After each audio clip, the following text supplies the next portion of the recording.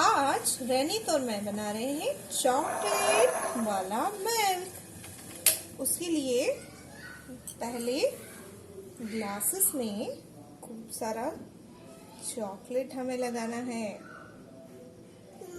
तो डालने दो। ये वाला आप बनाओ।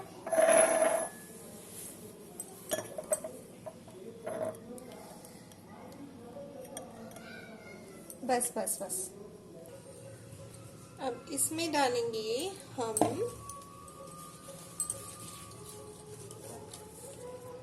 मिल्क।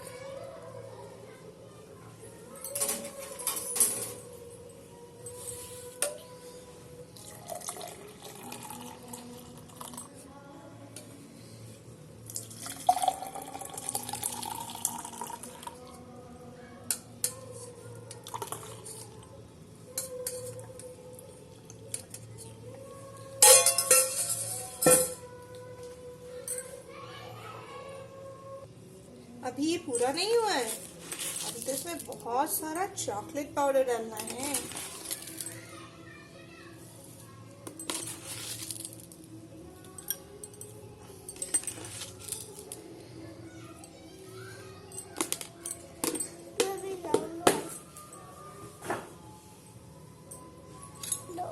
तो रेनित, ये आपको पसंद आया?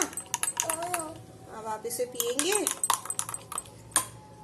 सबको दिखा दे।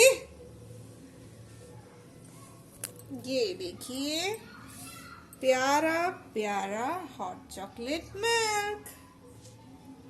हाय बोलो सबको। हाय।